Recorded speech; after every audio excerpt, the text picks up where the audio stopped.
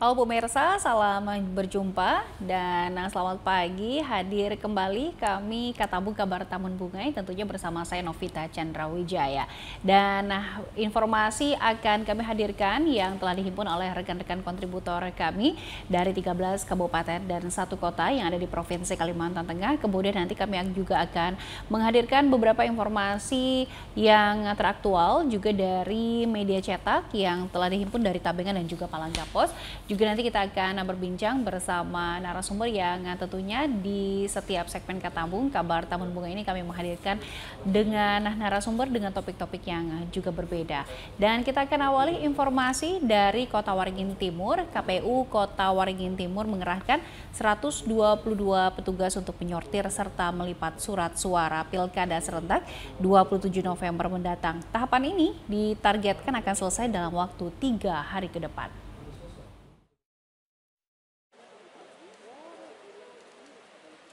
Komisi Pemilihan Umum Kota Waringin Timur mulai melakukan penyortiran serta pelipatan surat suara pilkada yang berada di gudang logistik KPU di kawasan Stadion 29 November Sampit. Pada tahapan ini KPU melibatkan sebanyak 122 warga sekitar untuk menjadi petugas. Setiap petugas mendapat jatah sebanyak 2.000 lembar untuk pemilihan Bupati dan Wakil Bupati Kota Waringin Timur, serta 2.000 lembar untuk pemilihan Gubernur dan Wakil Gubernur Kalimantan Tengah. Untuk pemilihan Bupati dan Wakil Bupati, mereka mendapat upah sebesar Rp325 per lembar. Sedangkan pemilihan Gubernur dan Wakil Gubernur, mereka mendapatkan upah sebesar Rp375 per lembar. Tahapan ini ditargetkan akan selesai dalam waktu 3 hari ke depan. Petugas sorti yang kami libatkan sebanyak 122 petugas sorti. Jadi untuk hari pertama ini itu yang dilakukan sortir dan lipat untuk surat suara pemilihan Bupati dan Wakil Bupati. Jadi kalau selesai hari ini akan dilanjutkan dengan untuk surat suara Gubernur dan Wakil Gubernur. Jadi kalau estimasinya kami estimasikan 3 hari. Proses penyortiran dan pelipatan ini mendapat pengawasan ketat dari Bawaslu setempat guna memastikan keamanan. Sejumlah petugas kepolisian tampak berjaga di sekitar gudang logistik KPU. Dari Kota Waringin Timur, Ahmad Benbela, TVRI Kalimantan Tengah melaporkan. Ya pemirsa, pendistribusian dari surat suara ini juga telah dilakukan dan juga kegiatan untuk pelipatan surat suara juga telah dilaksanakan tidak hanya di KPU Kota Waringin Timur tetapi juga di KPU lain yang ada di Provinsi Kalimantan Tengah. Dan kita akan lanjut ke informasi berikutnya, ini dari Kabupaten Sukamara. Pejabat Bupati Sukamara Rendy Lesmana menepis isu keberpihakan pada salah satu pasangan calon bupati dan wakil bupati Sukamara saat menghadiri debat publik yang digelar oleh KPU Sukamara di stasiun Metro TV Jakarta beberapa waktu yang lalu. Isu yang menyebar di media sosial menyebutkan bahwa pakaian batik yang dikenakan pejabat Bupati Rendy Lesmana saat debat di stasiun Metro TV Jakarta beberapa waktu lalu dikaitkan dengan salah satu paslon.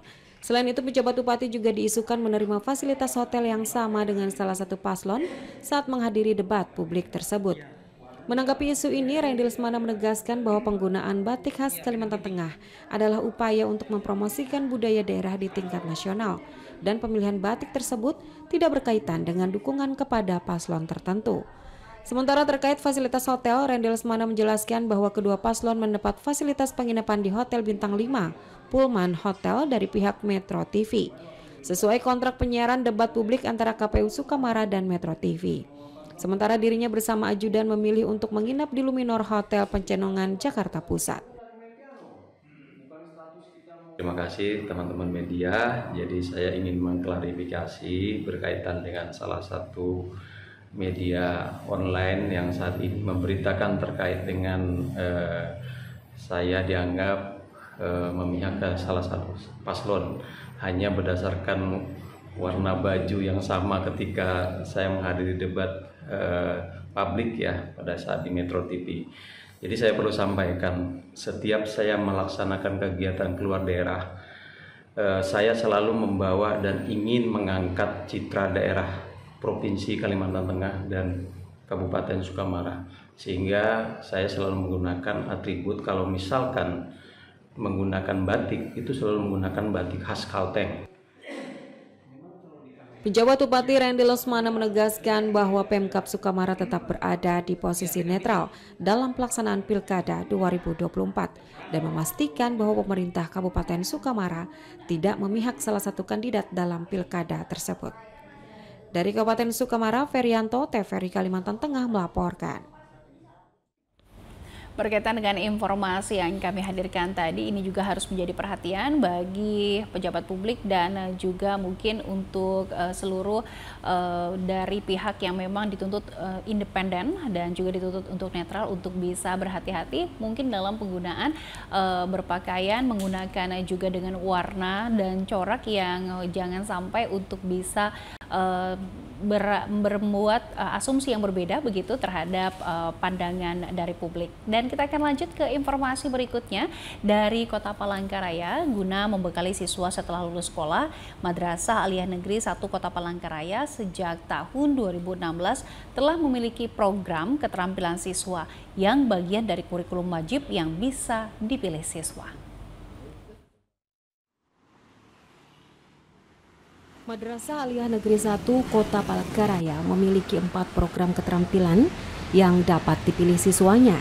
Antara lain keterampilan tata busana, multimedia, peternakan, dan program keterampilan elektronika. Mulai dari kelas 10, siswa diberikan kebebasan memilih salah satu program keterampilan yang akan mereka ikuti untuk menjadi bagian kurikulum pelajaran sekolah yang telah dilengkapi dengan berbagai fasilitas untuk menunjang program keterampilan maupun guru pengajar yang membidangi program keterampilan sekolah tadi. Melalui program keterampilan ini diharapkan dapat memberikan bekal keterampilan kepada para siswa saat siswa sudah lulus sekolah yang dapat mereka gunakan untuk melanjutkan ke jenjang pendidikan tinggi maupun membuka peluang berwirausaha. Tujuan awal itu memang kan karena life skill tadi, persaingan kan anak ini tidak semuanya bisa melanjutkan ke perguruan tinggi. Nah, kadang-kadang kan mereka ya selesai tingkat SLTA ya udah, kadang-kadang kan apalagi yang kurang mampu. Nah, jadi dengan adanya punya kelebihan tadi keterampilan, dia akan bisa mandiri. Nah, mungkin dia bisa membuat ya menjahit begitu kan, dan lain-lain tadi, mungkin ahli elektro tadi dia kan bisa memperbaiki ya HP, mungkin komputer dulu kan, luar biasa dia. Nah, peternakan tadi kita kan rutin Pak juga mengadakan ini praktek lapangan ya, ke peternakan unggas ayam di sana, mama yang ya sesuai jurusan. Melalui program keterampilan, lulusan MAN 1 Kota Palangkaraya tidak hanya mendapatkan bekal keilmuan selayaknya jenjang madrasah aliyah, akan tetapi juga ilmu keterampilan sebagai bekal kehidupan para alumni. Nur Faizin dan Catur Anto, TVRI Kalimantan Tengah melaporkan. Kami masih akan menghadirkan informasi lain. Kita akan jeda sejenak. Setelah iklan berikut kami akan kembali. Tetaplah bersama kami dalam Katambung Kabar Tamun Bungai. Taman Nasional Tanjung Puting. Disinilah lokasi kami tinggal dan hidup. Hutan hujan tropis di Kalimantan adalah rumah bagi kami, orang utan. Orang utan ini adalah yang satu-satunya peninggalan nenek moyang kita, dan sangat disayangkan apabila kita tidak melindungi dan mengetahui apa sih orang utan itu. Kita harus melindungi dari kepunahan dan untuk menjaga kelestariannya. Jagalah kami dari kepunahan, agar tak hanya dongeng yang menjadi warisan.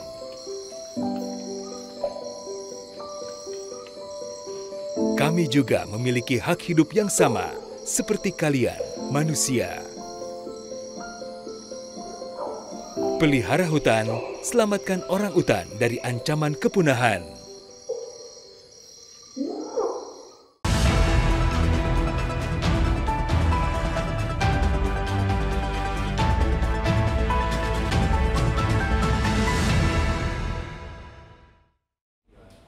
Kami akan lanjutkan informasi untuk Anda. Kita akan awali lagi dari Kota Palangkaraya. Teater Strik asal Austria dan Slovenia berkolaborasi dengan seniman teater Kalimantan Tengah kenalkan pertunjukan teater boneka di Kota Palangkaraya.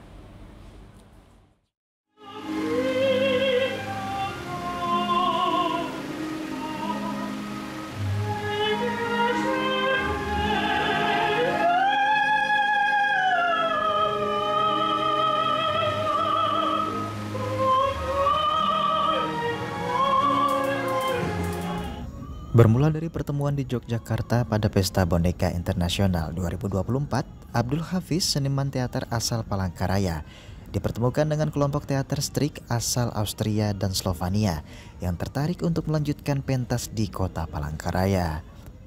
Penampilan teater Strik dan Borneo Art Play berhasil memukau penonton dengan pementasan Dracula yang memadukan keahlian keempat tokoh karakter.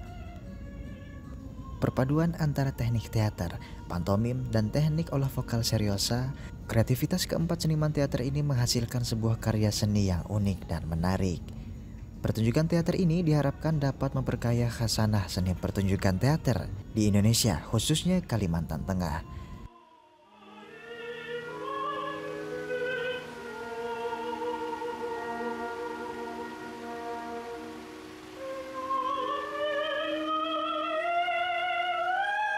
Dari Palangkaraya, Tim Liputan TVRI Kalimantan Tengah melaporkan.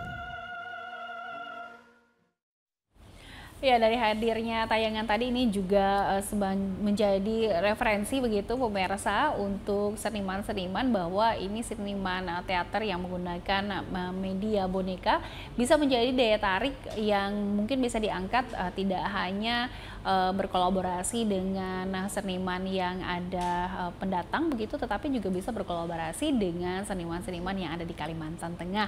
Dan kita akan lanjutkan informasi lain. Badan Narkotika Nasional Provinsi Kalimantan Tengah berhasil mengungkap kasus peredaran gelap narkotika serta pemusnahan barang bukti sitaan narkotika jenis sabu. Barang haram tersebut berhasil diamankan oleh tim dari BNNP Kalimantan Tengah di Bandara Cilikriwut Palangkaraya saat akan diedarkan oleh tersangka di Kota Buntok, Kabupaten Barito Selatan, Provinsi Kalimantan Tengah. Bertempat di ruang lobi kantor BNNP Kalteng, Kepala Badan Narkotika Nasional Provinsi atau BNNP Kalimantan Tengah memimpin langsung press release pengungkapan kasus peredaran gelap narkotika serta pemusnahan barang bukti sitaan narkotika jenis sabu. Kepala BNNP Kalteng Brigjen Pol Joko Setiono mengatakan bahwa pengungkapan kasus ini berawal dari adanya laporan masyarakat akan adanya pengiriman narkotika dari kota Pontianak, Provinsi Kalimantan Barat ke Provinsi Kalimantan Tengah melalui jalur udara. Setelah mendapatkan laporan, tim pemberantasan BNNP Kalteng bekerja sama dengan petugas Afsek Bandara Cilikriwut Palangkaraya, kemudian melakukan penyelidikan dan pemeriksaan terhadap penumpang YS yang diduga membawa barang narkotika jenis sabu tersebut. Dari hasil pemeriksaan, petugas berhasil menemukan satu bungkus plastik bening berisikan kristal putih narkotika golongan 1 jenis sabu dengan berat bruto 101,54 gram. Setelah mendapatkan surat ketetapan dari Kejaksaan Negeri, barang bukti narkotika jenis sabu ini langsung dimusnahkan. Jadi ini kita pemusnahan barang bukti hasil dari penangkapan kita pada tanggal 4 Oktober kemarin dan tersangka YS yang kita tangkap. Ini berkas kerjasama dengan Bandara Afsek dan Bandara Cilikriwut, di mana kita sebelumnya dapat informasi bahwa akan ada pengiriman narkotika jenis sabu melalui pesawat, menggunakan prototipe pesawat, kemudian kita bekerja dengan Afsek dan berhasil kita tangkap. Tersangkanya juga bisa kita amankan beserta barang bukti, dan hari ini kita lakukan pemusnahan barang bukti dari narkoba yang kita tangkap. Dari keterangan tersangka, barang haram tersebut rencananya akan diedarkan di Kota Buntok, Kabupaten Barito Selatan. Saat ini peran yang dilakukan tersangka dalam mengedarkan sabu tersebut hanya sebagai kurir. Dari Palangkaraya, Andika Eko, TVRI Kalimantan Tengah melaporkan. Kami akan hadirkan informasi yang telah dihimpun oleh rekan-rekan media cetak dalam segmen editorial.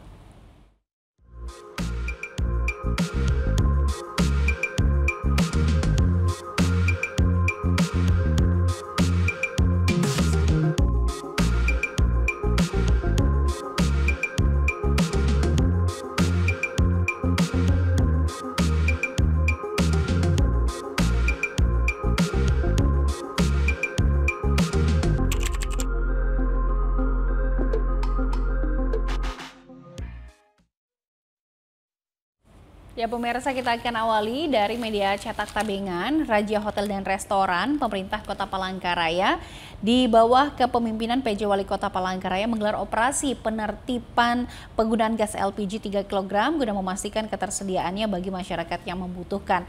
Dan langkah ini dilakukan melalui kerjasama antara Dinas Perindustrian Perdagangan Koperasi UKM dan juga Pertamina serta Satpol PP. Dan Kepala Dinas DPKU KMP menjelaskan kegiatan ini bertujuan untuk mengatasi keluhan masyarakat terkait sulitnya mendapatkan gas LPG 3 kg di pasaran, dan kegiatan ini untuk mengatasi ataupun meminimalisir keluhan warga selama ini bahwa gas 3 kg agak susah dicari di pasaran. Dan ini tentunya menjadi perhatian kita bersama untuk juga bersama-sama mengawasi serta juga didukung harus adanya dukungan dan juga diedukasi begitu kepada para mitra-mitra kerja Pertamina khususnya yang menyalurkan gas 3 kg kepada masyarakat. Kita akan awali lagi dari Bangkalteng berkomitmen dukung penegakan hukum. Yang dimana kalau kita melihat di beberapa waktu yang lalu, beberapa hari yang lalu bahwa di sosial media ini telah adanya kasus yang mungkin berkaitan dengan PT Bangkalteng. Nah, ini yang harus menjadi perhatian bersama. Terkait beberapa pemberitaan di media massa tentang 2 oknum pegawai Bangkalteng yang terjerat kasus pidana, manajemen Bangkalteng menegaskan komitmen mendukung upaya penegakan hukum yang dilakukan aparat penegak hukum.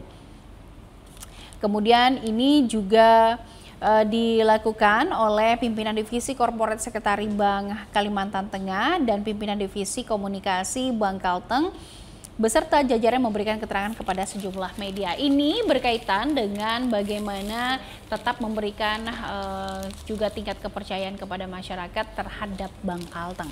Kita akan lanjut lagi pemirsa di Palangka Pos.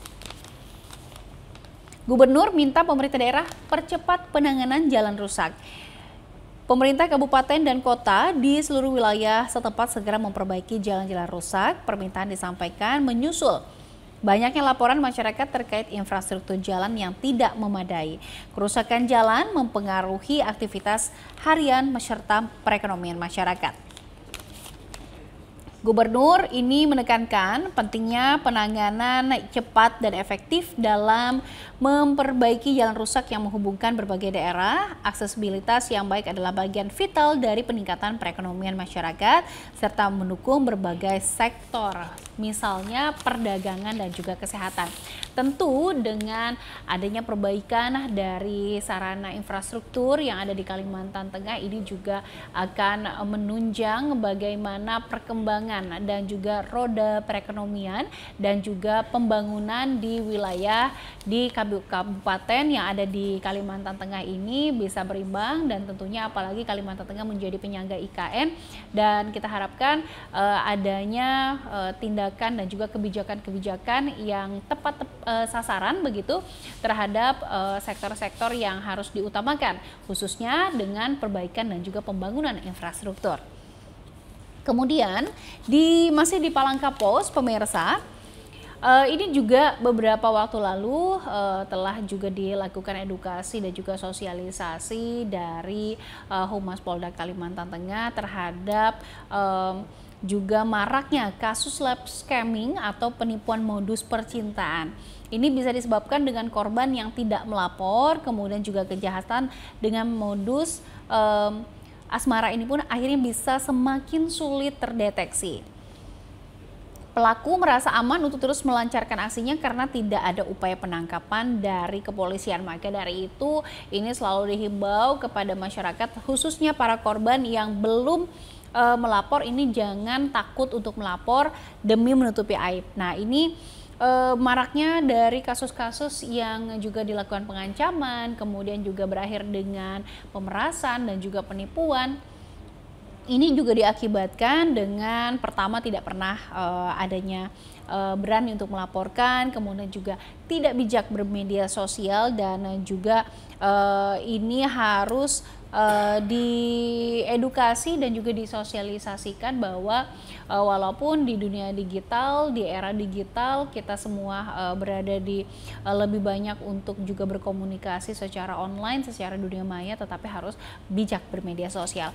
Itu tadi pemirsa informasi yang kami hadirkan dari rekan-rekan media cetak dari Palangka Pos dan juga Tabengan. Kita akan jeda sejenak, setelah iklan berikut kita akan lanjutkan dengan dialog. In the gentle embrace of nature emerges the beauty of Batik Lamandau.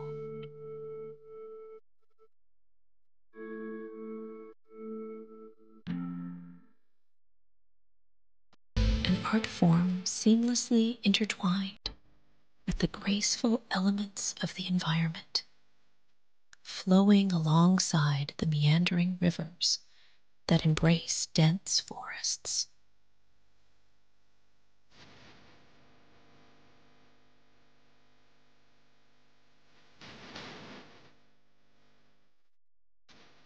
From enticing hues to motifs that narrate the harmony of nature, each piece of batik unveils a mesmerizing tale.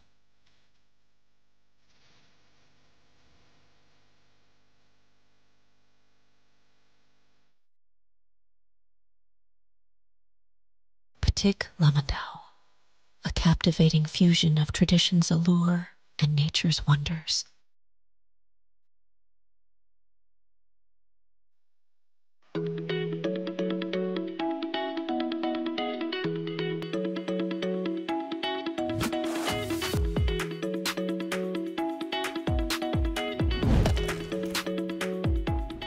Cantik-cantik, kok buang sampah sembarangan?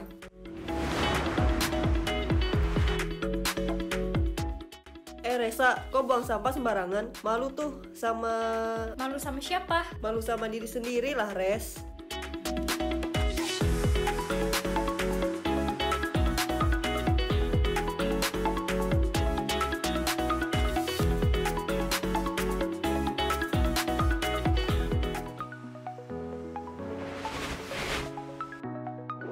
Ayo, buang sampah pada tempatnya.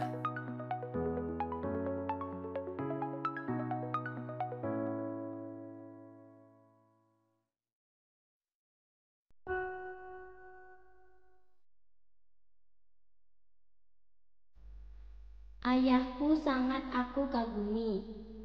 Sifatnya baik, lembut, penyabar, dan rajin beribadah. Ayah kebanggaanku, tapi teman-teman selalu mengejekku karena ayahku tak mampu membelikanku sepatu. Aku sedih. Aku tahu kami memang tak mampu. Meskipun begitu, aku tetap sayang ayahku. Ayah terbaik bagiku. I love you, Ayah.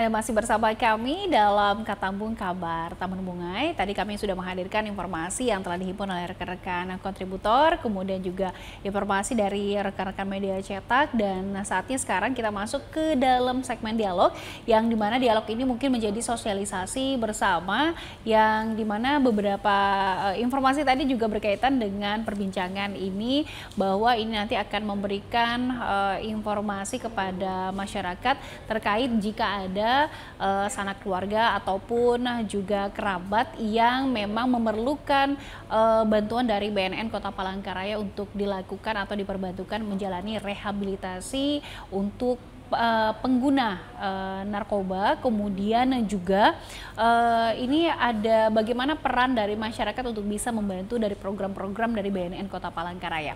Hadir bersama kita di studio TVRI Kalimantan Tengah, konselor BNN Palangkaraya Yulira Margaret Escape. Mbak Yulira, selamat datang di TVRI Kalimantan Tengah. Ya, nah ini berkaitan dengan yang tadi sudah disampaikan.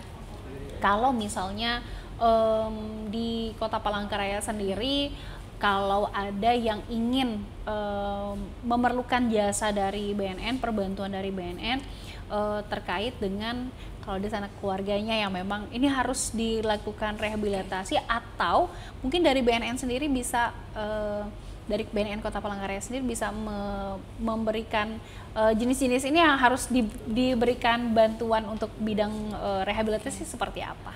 Nah, kalau rehabilitasi ya Mbak, rehabilitasi itu adalah proses pemulihan. Nah, rehabilitasi itu ada berbagai macam. Nah, dia ada 3 macam. Dia ada rehabilitasi medis, sosial, sama bina lanjut. Nah, kalau rehabilitasi medis itu biasanya digunakan untuk klien yang menjalani rehabilitasi rawat inap. Nah, terus kalau di tahap rehabilitasi medis itu pasti akan dilakukan detoksifikasi. Nah, detok itu biasanya dokter terlatih nih yang akan memberikan pemeriksaan medis, pemeriksaan fisik kepada si klien. Kalau kami kan nyebut penyalahguna narkotika klien, itu klien. Kalau misalnya puskesmas atau rumah sakit itu pasien. Nah, kalau kami klien. Nah, itu nanti akan diperiksa nih apakah si klien tersebut akan diberikan obat berdasarkan tanda dan gejalanya. Terus ada yang kedua itu rehabilitasi sosial. Biasanya akan diberikan konseling individu, keluarga maupun kelompok. Nah, ada lagi rehabilitasi yang biasanya dibilang tadi bina lanjut ya Mbak. Biasa yang kami sebut itu pasca rehabilitasi. Itu biasanya dilakukan setelah klien itu selesai menjalani proses rehabilitasi, akan diberikan itu. Dan ada berbagai macam program yang ada di situ. Nah, kalau di pasca rehabilitasi nanti akan diberikan program yang namanya pendampingan pemulihan. Tapi untuk tahap awal akan dilakukan pemeriksaan. Pemeriksaan awal itu kami akan memberikan kuesioner berupa itu lembar kapital pemulihan namanya. Agar apa? Agar kami tahu nih apa kebutuhan dari kliennya Mbak. Seperti itu. Nanti kira-kira terapi yang diberikan untuk kliennya apa? Agar si klien itu bisa pulih produktif. Berarti memang sistemnya adalah harusnya memang ada 2 begitu ya. Yang difokuskan adalah yang memang menjalani rawat inap, kemudian juga yang memang seperti rawat jalan. Tetapi pada saat sudah selesai dari pengobatan itu tetap ada seperti evaluasinya lagi. Tetap ada, akan selalu kami evaluasi Mbak. Kan ada keluarga di situ. Nah, kami akan selalu berhubungan dengan keluarga. Tapi biasanya dari klien yang ditangani oleh BNN Palangkaraya dari Kalimantan Tengah sajakah atau ada juga dari provinsi lain begitu? Untuk saat ini masih dari Kalimantan Tengah. Rata-rata ada usia di bawah 15 tahun, di atas 20 tahun juga ada. Nah, ini yang harus menjadi edukasi juga ke masyarakat. Ternyata pengguna ini ada juga yang di bawah umur. Nah, kalau dari BNN sendiri itu gimana Mbak? Kondisinya di Kalimantan Tengah atau misalnya di Palangkaraya sendiri, kenapa sampai masih ada yang melatar belakangi para klien-klien ini sampai ada yang di bawah dari 15 tahun begitu? Dilihat dari situasinya ya Mbak ya, karena lingkungan. Lingkungan berpengaruh besar sih Mbak. terhadap penyalahgunaan narkotika ini. Sehingga perlu adanya dukungan dari orang tua juga, pola asuh dari orang tua agar anak tersebut bisa terhindar dari penyalahgunaan narkotika. Seperti itu. Nah, kalau kita berbicara kembali lagi kepada sistem bagaimana proses pengobatan, kalau rawat inap ini memerlukan berapa lama begitu? Kalau rawat inap itu biasanya sampai dengan 6 bulan, Mbak. Nah, gini, prosesnya kalau di BNN Kota Palangkaraya itu, Mbak, kami memberikan layanan, Mbak, layanan rawat inap dan rujukan. Nah, rawat jalan dan rujukan. Kalau rawat inap itu akan kami rujuk berdasarkan hasil asesmennya. Nah, kalau misalnya nih nanti ada klien nih, ada calon klien mau datang ke klinik BNN Kota Palangkaraya untuk secara sukarela untuk diberikan rehabilitasi. Mereka akan datang ke klinik BNN Kota Palangkaraya, minta untuk direhab. Itu ada prosesnya. Sebelum direhabilitasi, kami akan melakukan penerimaan awal. Kami ngobrol-ngobrol singkat dulu, Mbak. Kami akan lakukan screening. Screening itu kami tanyakan nih, Mbak, riwayat penyalahgunaan zatnya. Kami tanyakan dari alkoholnya, rokoknya, terus apakah pernah menggunakan sabu, ganja, kokain, atau sejenis narkotika lainnya. Itu kami tanyakan dalam seumur hidup, apakah pernah mengkonsumsi obat ini. Nah, selanjutnya setelah itu kami akan memberikan pertanyaan dalam 3 bulan terakhir. Dalam 3 bulan terakhir ini, apakah si calon klien ini pernah menggunakan misalnya sejenis sabu. Nah, itu akan dinilai nanti, Mbak. Itu ada sekitar 7 pertanyaan, Mbak. Dalam tiap minggu, tiap bulan itu ada berapa kali sih dia. Nah, nanti dari hasil screening pertanyaan tersebut keluar nih hasilnya.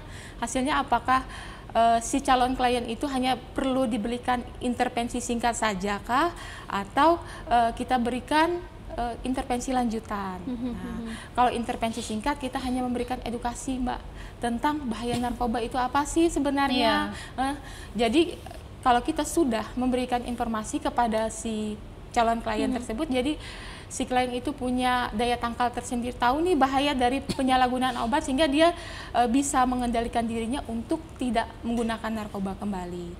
Terus kalau sudah nih hasilnya keluar, ternyata dia perlu intervensi lanjutan karena resiko ketergantungannya tinggi, nanti kami akan melakukan asesmen.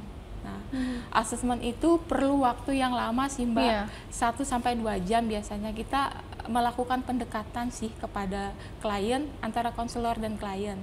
Biasanya di dalam tahap asesmen ini ada beberapa pertanyaan yang perlu kita tanyakan kepada klien, tapi dengan pertanyaan terbuka. Nah, kita tanyakan nih riwayat kesehatannya bagaimana, hubungan keluarganya bagaimana, terus pernah nggak terlibat kasus hukum. Nah, itu kami tanyakan juga. Status kejiwaannya bagaimana, terus status sosialnya juga bagaimana. Dari situ akan kita analisa nih, kira-kira dari pertanyaan yang dijawab klien, dari 7 pertanyaan tadi, kira-kira klien itu masuk dalam kategori mana, kira-kira perlu diberikan rencana terapi yang seperti apa, seperti itu, Mbak. Nah, kalau di Palangkaraya sendiri, klien-klien yang dibantu oleh BNN Palangkaraya, ini yang lebih parah penanganannya yang penggunaan apa? Kebanyakan itu penggunaan sabu, Mbak. Sabu karena apa? Dia tidak bisa mengendalikan lagi karena frekuensi penggunaan sabunya itu terlalu sering. Nah, seperti itu. Jadi kalau penggunaan sabu ini perlu kita lakukan rekomendasi rehabilitasi rawat inap. Nah, seperti itu, Mbak. Kalau rawat inap ada prosesnya lagi, Mbak. Kami akan merencanakan nih gimana si klien ini akan dirujuk ke rehabilitasi yang mana. Misalnya ada di Tanah Merah, di Kalimantan Timur, sama di Lido Bogor. Seperti itu. Nah, rujukan ini apakah memang diharuskan atau diharuskan begitu? Ini klien dari BNN Palangkaraya ini harus rujukannya ke Kaltim ataupun ke Bogor. Berarti sampai sejauh ini di Palangkaraya masih belum adakah begitu, atau memang SOP-nya seperti itu? Tidak juga, Mbak. Kami ada juga merujuk ke Kalawate, Mbak. Karena kami ada MOU juga dengan RSUD Kalawate. Nah, jadi karena berdasarkan nih hasil asesmennya, ternyata si klien ini dual diagnosis. Jadi terjadi gangguan jiwa akibat penyalahgunaan zatnya. Jadi kami rujuk ke RSUD Kalawatay untuk diberikan penanganan yang tepat. Biasanya yang menangani itu dokter kesehatan jiwa biasanya ke sana. Berarti memang ini harus diedukasi juga, bukan menakut-nakuti pemirsa, tetapi dengan ketergantungan dari penggunaan narkotika ini bisa sampai mengarah dengan gangguan kejiwaan gitu. Dan masa pemulihannya juga pasti akan lebih lama begitu ya? Masa pemulihan itu Mbak tergantung dari niat si klien itu sendiri. Kalau misalnya klien punya keinginan yang kuat nih untuk bisa sembuh, pulih, namanya pulih. Kalau sembuh nggak bisa karena apa namanya, ketergantungan obat itu masalahnya di otak, Mbak. Oke, berarti memang kalau sudah sekali menggunakan itu memang pasti ada keinginan untuk menggunakan lagi. Nah, seperti itu, Mbak. Jadi sebelum klien itu kami berikan layanan rehabilitasi rawat jalan, jadi kami harus melakukan pendekatan. Kami tanyakan, kira-kira motivasi si klien ini untuk pulih ini apa sih sebenarnya? Nah, emang dari diri sendiri kah atau memang dituntut oleh keluarga seperti itu, atau ada hal yang lain? Kalau memang dia niat untuk diri sendiri itu pasti cepat, Mbak. Karena keberhasilan dari rehabilitasi itu 70%-nya dari diri sendiri dan 30%-nya dari fasilitas dan pemberi layanan seperti itu. Tetapi ditemukan juga begitu yang memang ini kok agak susah nih sembuhnya begitu. Iya. Banyak sih ditemukan. Kadang kliennya menganggap apa namanya, rehab ini cuman untuk datang ketemu sama konselor, karena bukan dari diri sendiri. Karena bukan dari diri sendiri, itu memang susah, Mbak. Dia akan kembali lagi menggunakan karena itu bukan dari keinginan dari hatinya sendiri. Seperti itu. Nah, kalau berkaitan dengan pengguna ini kemudian juga memang masuk ke dalam ranah sudah masuk misalnya jadi tersangka dan sebagainya dengan proses hukum begitu, tetapi dapat rekomendasi bahwa ini harus dengan pendampingan dari BNN. Nah, ini sistemnya seperti apa? Karena berkaitan dengan ada hukum, kemudian juga ada harus masuk ke dalam rehabilitasi. Nah, kami kalau di BNN, Mbak, ada 2 pendekatan, Mbak. Dua pendekatan. Ada yang namanya klien datang ke kami secara sukarela, namanya compulsory, voluntary. Voluntary. Kalau misalnya yang secara hukum itu compulsory. Nah, secara voluntary dia memang tidak terlibat hukum, tapi kami akan memberikan layanan rehabilitasi. Kalau compulsory itu biasanya yang dari hukumnya, Mbak. Itu akan kami berikan layanan rehabilitasi. Misalnya kami akan melakukan kunjungan nih ke lapas untuk memberikan rehabilitasi kepada si klien seperti itu. Dan juga kalau di Kalimantan Tengah memang untuk lapas dalam penggunaan narkotika secara hukum begitu memang dilakukan tempat sendiri begitu ya kalau di Kalimantan Tengah. Jadi berbeda dengan masyarakat yang memang berkaitan dengan hukum tetapi bukan di ranah dari narkotika. Nah, kalau sejauh ini sosialisasi dari BNN sendiri ke masyarakat itu seperti apa? Kami kalau di BNN ini kan, Mbak, kami ada tiga bidang. Ada pencegahan dan pemberdayaan masyarakat, ada pemberantasan, ada ya dari seksi kami adalah seksi rehabilitasi. Nah, kalau misalnya dari seksi pencegahan, mereka akan melakukan penyuluhan ke sekolah, melakukan advokasi ke seluruh instansi pemerintah, baik swasta, masyarakat, seperti itu, Mbak. Nah, kalau misalnya kami yang dari rehabilitasi, kami akan memberikan layanan, Mbak, layanan rehabilitasi kepada pecandu atau korban penyalahgunaan narkotika yang sudah terkena dampaknya. Kami akan memberikan layanan seperti itu. Terus kami juga di program rehabilitasi ini ada yang namanya program intervensi berbasis masyarakat. Artinya kami memberikan informasi kepada masyarakat. Kami melakukan pendekatan dengan tokoh-tokoh masyarakat. Nah, di tahun ini kami sudah membentuk 2 unit IBM di Kota Palangkaraya, di 2 kelurahan, Mbak, di Kelurahan Banturung sama Bukit Tunggal. Nah, proses terbentuknya itu kami melakukan advokasi pendekatan dengan kelurahan, tim PKK di situ, ada juga ketua RT RW. Nah, kami ada lakukan rapat pembentukan unit IBM di situ, terus terbentuklah siapa nih yang secara sukarela mau jadi relawan tim agen pemulihan namanya. Nah, Terus kalau sudah terbentuk, kami akan melakukan layanan. Seperti itu. Nah, berarti ada agen-agen pemulihan begitu ya, yang juga diharapkan masyarakat ini ada sukarela untuk bisa bekerja sama menjadi mitranya dari BNN. Nanti kita mau tanya juga ini masyarakat yang jadi sukarela, menjadi sukarelawan sebagai mitra BNN, ini sebagai agen-agen yang ada di tengah masyarakat, kalau misalnya ada sanak saudara, ini kan bisa ada rawat jalan. Kemudian bagaimana keahlian dari para masyarakat ini. Nah, ini yang nanti kita akan bahas. Kita akan jeda iklan terlebih dahulu, pemirsa. Setelah jeda iklan, kami akan hadir untuk melanjutkan perbincangan ini. Taman Nasional Tanjung Puting. Disinilah lokasi kami tinggal dan hidup. Hutan hujan tropis di Kalimantan adalah rumah bagi kami, orang utan. Orang utan ini adalah yang satu-satunya peninggalan nenek moyang kita, dan sangat disayangkan apabila kita tidak melindungi dan mengetahui apa sih orang utan itu. Kita harus melindungi dari kepunahan dan untuk menjaga kelestariannya. Jagalah kami dari kepunahan,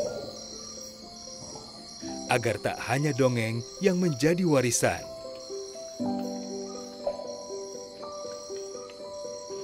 Kami juga memiliki hak hidup yang sama, seperti kalian, manusia. Pelihara hutan, selamatkan orang utan dari ancaman kepunahan.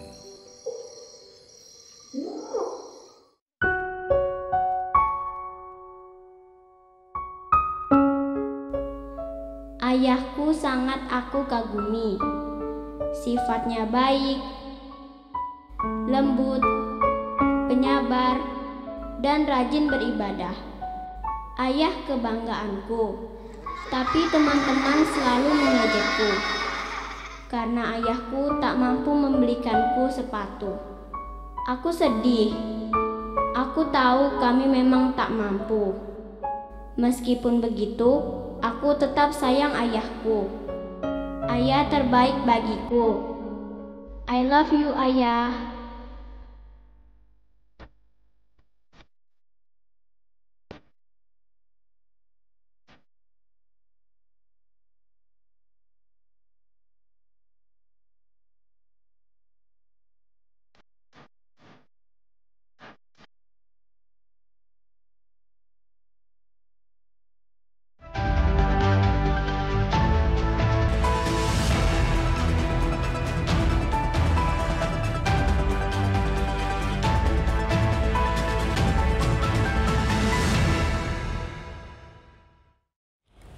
Masih dalam Katambung, kabar Taman Bunga, dan kita akan lanjutkan perbincangan kita pemirsa bersama dengan narasumber konselor BNN Palangkaraya, Yulira Margaret. Nah, ini Mbak, kita lanjutkan lagi perbincangan tadi bahwa dengan yang sudah disampaikan ada beberapa macam untuk rehabilitasi, kemudian juga berkaitan dengan masyarakat juga diminta kalau misalnya harus banyak yang mau jadi relawan, mitranya BNN, gitu kan. Tetapi pada saat di lapangan sendiri, pada saat di lingkungan masyarakat, tentunya para relawan-relawan ini harus punya keterampilan dan juga pengetahuan tentang bagaimana mungkin dari mengidentifikasi dan sebagainya. Nah, kalau sejauh ini dari BNN Palangkaraya seperti apa untuk bisa memberikan mungkin ada pelatihan atau mungkin ada edukasi dan juga sosialisasi ke relawan-relawan ini? Oke, Mbak, kami sudah memberikan nih, Mbak, ke 3, kalau nggak salah ada 6 sih, Mbak. Kemarin kan dari tahun 2022 nih, Petu Ketimpu nih sudah dibentuk IBM di situ. Kami juga memberikan pelatihan juga.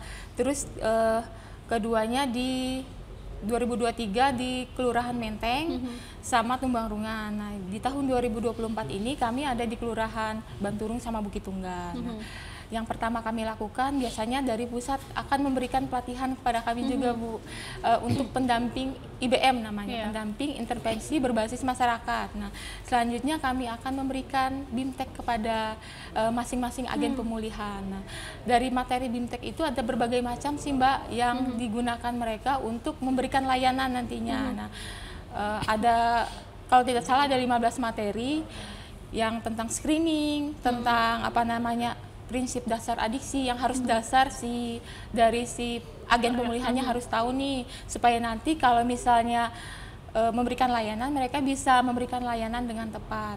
Karena IBM ini kami peruntukkan untuk gejala ringan aja, untuk pecandu yang masuk dalam tahap ringan.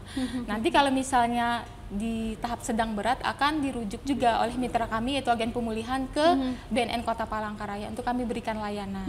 Karena yang mereka berikan layanan ini hanya penggunaan obat kayak paracetamol, misalnya digunakan penggunaan paracetamol kan biasanya 1 kali 1 biasanya kan. Nah, itu biasanya orang pakai supaya ngeplay, supaya nyaman, itu biasanya sampai 5 biji sekali minum. Nah, itu mungkin bisa diberikan intervensi oleh agen pemulihan, diberikan layanan seperti itu. Berarti memang setidaknya para relawan ini, agen-agen ini harus mengerti terlebih dahulu dasar-dasarnya saja. Kemudian kalau memang masih bisa diantisipasi dengan skala ringan, mereka masih bisa untuk bisa mungkin memberikan edukasi dan sebagainya. Tetapi kalau mereka sudah tahu mengidentifikasi bahwa ini harus dirujuk ke BNN langsung, baru dikoordinasikan begitu. Iya, baru dikoordinasikan. Karena apa namanya Mbak, kami memberikan apa namanya materi namanya screening. Itu screening dasar supaya si agen pemulihannya tahu kira-kira si klien A ini bisa nggak diberikan penanganan oleh mereka. Kalau misalnya bisa, mereka akan berikan layanan. Karena dari hasil screening itu kan ada tingkat rendah, sedang, berat. Nah, tapi karena dari hasil screening itu sedang, mereka akan melakukan koordinasi dengan kami, Bu. Nah, kalau tantangannya selama dari divisi dari Mbak Yulira sendiri, tantangannya, kemudian juga kendala-kendalanya sejauh ini di BNN Palangkaraya, di wilayah Palangkaraya lah gitu. Tantangan dalam apa dulu Mbak? Dalam menangani klien atau gimana? Dalam menangani klien atau juga mungkin dalam memberikan juga sosialisasi ataupun juga edukasi kepada klien begitu. Kalau menurut pengalaman saya ya Mbak, kalau ada tantangan itu saat memberikan layanan, membuat si klien itu mau untuk direhabilitasi.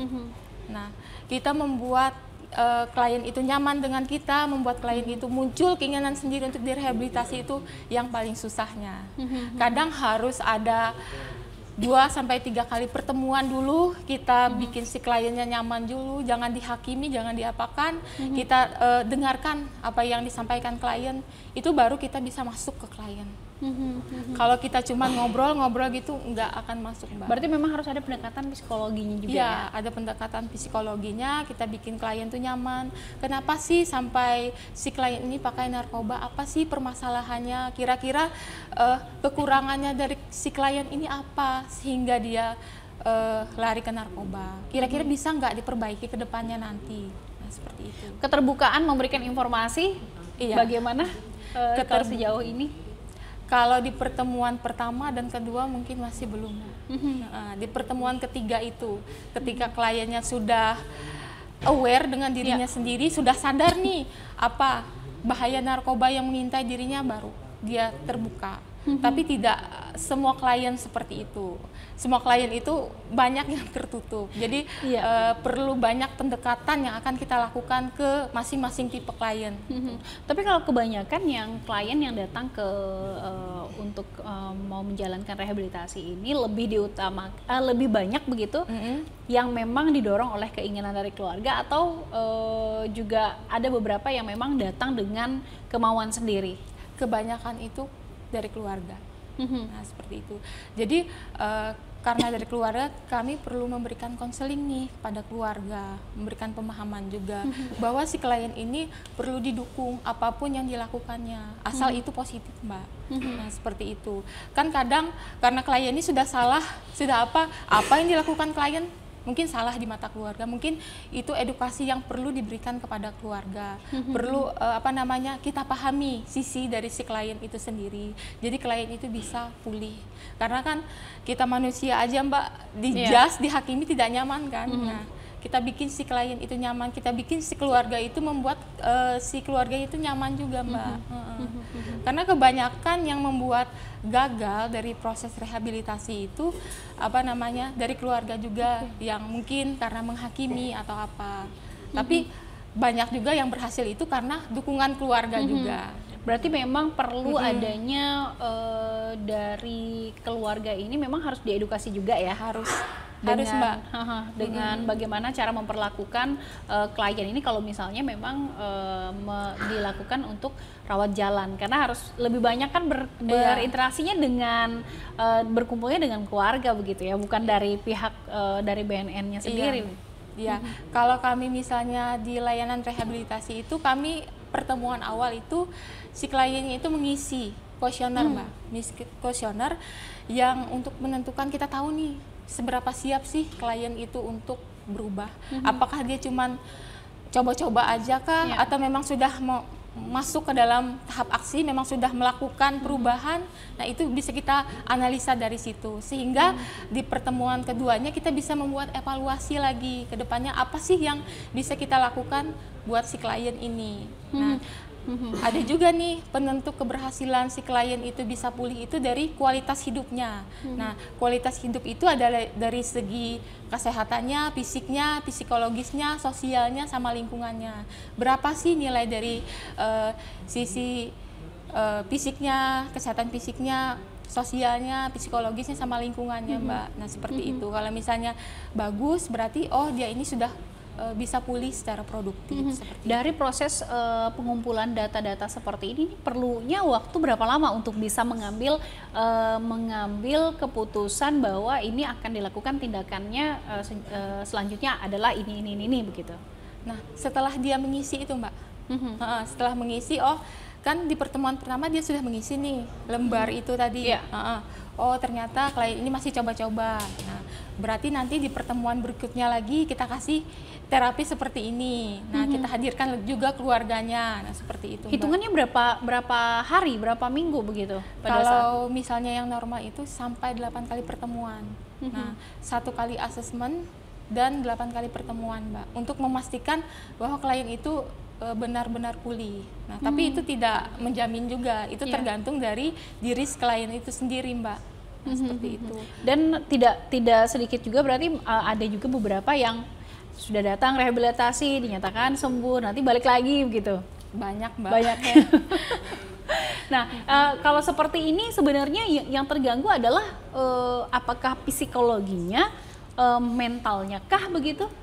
Psikologis dan mentalnya, Mbak. Biasanya makanya di awal itu kami perlu ngobrol, pendekatan. Nah, apakah benar-benarkah dia mau pulih? Seperti yang di awal tadi, benar-benar dari keinginan sendiri atau memang ada yang memaksakan. Nah, memang seperti itu. Karena kebanyakan yang kembali lagi untuk rehab setelah pulih kembali lagi itu yang bukan keinginan dari diri sendiri, Mbak. Jadi seperti kembali lagi. Makanya itu perlunya edukasi dari keluarga, kerjasama juga.